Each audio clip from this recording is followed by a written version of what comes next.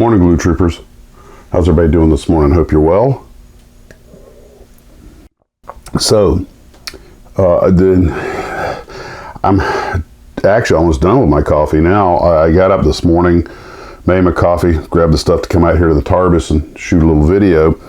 And today I have a mission. Today I am going to, I don't have anything scheduled for the day except to run to the post office to send that Revell bow mark to Ken down in Fort Lauderdale. Other than that, it's all on the Tarbis. The main thing I want to do is get the Tarbis tidied up and get started on the B25. Now, as you guys know, I'm doing the Revell 148 B25 in Doolittle Raiders, or basic Army markings, for the group build. The decals look like they're in good shape, so I'll probably use the out-of-the-box decals. I will do a little research, and if those numbers or something are not compatible with one of the Doolittle Raider planes, and I might order some decals or something to accurize it just a little bit. But it's going to be, other than that, it's going to be an out-of-the-box build. Now, when I got up this morning, I noticed, I've been hatching a little plan, and one of the things I noticed was that the time frame for getting this model done, for me, the rate I build is fine, but some of you guys are a little pushed. But so if at the end of the viewer's build, I had the actual dates for this build and for the Cold War missile build. Those are pretty much set, should be fine. And then the next one won't be till somewhere around Christmas, the next one around April. I think that's fine. If you guys think that's too long or too short, let me know. But I figure 3-4 months build should be fine for anybody. So remember, this is all for fun. There's no points. It's not a contest. So, coffee. I'm trying to get all fancy schmancy. I have my cell phone set up here because you see I have the first parts that I'm going to have to be working with today. And I'm going to take my time with this B-25, do a nice job. And one of the things that I want to try to do, because I'm going to have multiple projects open, was trying to figure out what's a good way to be able to run multiple projects, because I like to work here on the desk. This is where I'm most comfortable. This is where I have the light. It's turned off right now, and then I was thinking, what about a project tray? And I could lay up project trays, maybe get some cheap dinner trays with handles and put the project on it. And then I said, you know what? Nope. I'm all about, the nostalgia, the fun build. I'm going to go old school. If you guys may have noted, I don't know if you guys ever did this, and I imagine most of you did. Opened up the box, at least if it's a top and bottom style box, put the parts on one side, and then as you build, put the stuff you're building in the other. That way when mom came by and said, okay, put your toys away, we have to go to church or whatever, you could just take your two things, stack them one on top of the other, and then slide them on a shelf somewhere out of the way. But so I need to keep them kind of portable. So what I'm planning to do is probably, at least on the kits that have top and bottom style boxes, is use those as project trays. And then for something that doesn't, I'll actually have right here, I still have the unfinished extra GB I was building on, and using its box as a project tray without even thinking about it. So that's what I'm planning to do with that. I'm probably going to make the floor of this thing black. I've been in a few of these World War II bombers. I've noticed the insides of the cockpit's primary color tends to be olive drab and black. And since you have enough of a canopy on the B-25, I want to make sure that I make the interior presentable. The instrument panel cluster that came with it, the decal shows the instruments in yellow, but there's no detail to paint on the panel. So I might snoop around, see if I can find a panel or something that's a little better, or I may just leave that one. It's not, I know painting, detailing the insides of cockpits is a really something I've done it myself, especially in the F-106 and the F-102. You're like, oh man, that looks so good. You pose on the canopy so people can see all the details. But same as I did with the Mustangs, because they just look cool. The canopy's open where you see a few of the goodies inside. That's the intriguing part. But the sad reality is an airplane like this, once I'm done painting the framing on the glass, you're not going to be able to see much. I've got the clear acrylic parts put away already in a safe place. I'll work on them on their own time. I'll probably paint them separately. I don't know. That brings up that big debate. Is it better to pre-paint a canopy or get it on the airplane and get it sealed up and then mask it off? I will be dipping them in floor wax, future floor wax. I'm not sure what the actual vintage on this kit, when it was actually, the shots were made, but I believe this box was when we had the 70s, late 70s, early 80s, but it's got the Revell, join the Revell Club.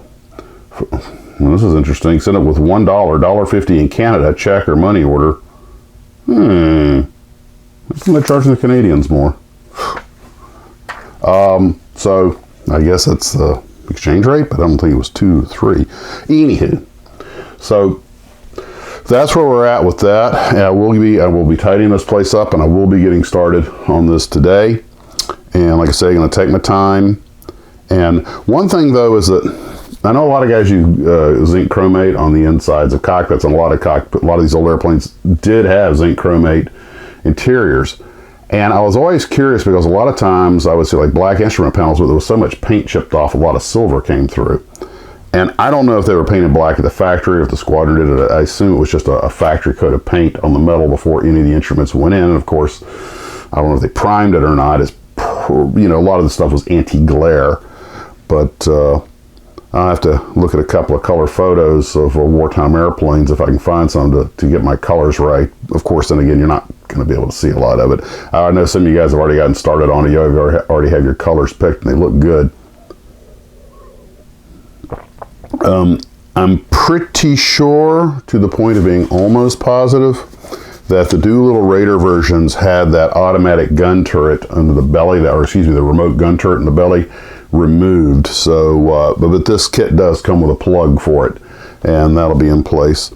And I want to pose it. I was thinking, I'm going to pose it gear down. That's the way you pose one of these with the props on it. But then part of me was thinking, this would actually be a good airplane to pose wheels up, spinning props, and bomb bays open if you wanted to custom make those little thermite bombs and everything that they used on the Doolittle mission. And but then that gets into the issue of, okay, how do you display it? You can't put a stand on it in a normal location if the bomb bay's on, because that's about where the stand would go. And black cat just went walking past my front door. Not superstitious, but I know it's going to get Honey's attention. Oh well. So that's where we're at with that, and I'm not really sure what the how much progress I'll get done today. Probably mostly just gluing, filing, sanding, and maybe get a couple of base coats on, get the stuff dipped. We'll see how the day progresses. The only thing about this model that I remember from when I built it as a kid, and I got a picture of it hanging from our ceiling, as usual, unpainted, is that you got a big seam on this nose section that has as I recall, we had a little bit of bugaboo of a time getting it to made not that it didn't fit right, it just showed. But I have seen some builds of this kit where it was invisible, so I know it can be done. That's a little bit of a challenge, but I guess it makes it a little bit easier to build the nose section, and that kind of makes me think I'm going to have to mount the mask and mount the acrylic parts before I paint it, because otherwise you're going to have some pretty noticeable seams. But I imagine once I dip the mask, and I won't be getting around to this part for a while, I could mask it before I mount it, which would of course make life a little bit easier.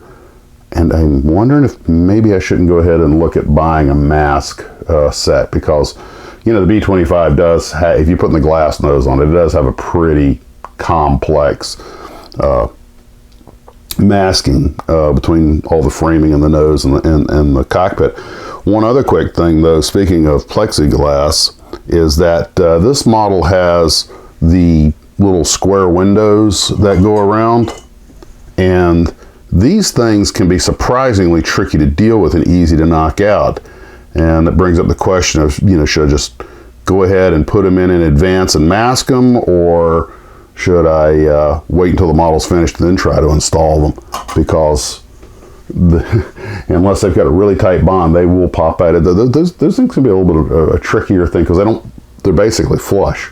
And that's something that can kind of turn into a bit of a deal on you. I'm sure you guys probably all have a technique for that. I'd be interested in hearing it. Well, that's what I got for this morning. I got to get back to work. These things aren't going to build themselves.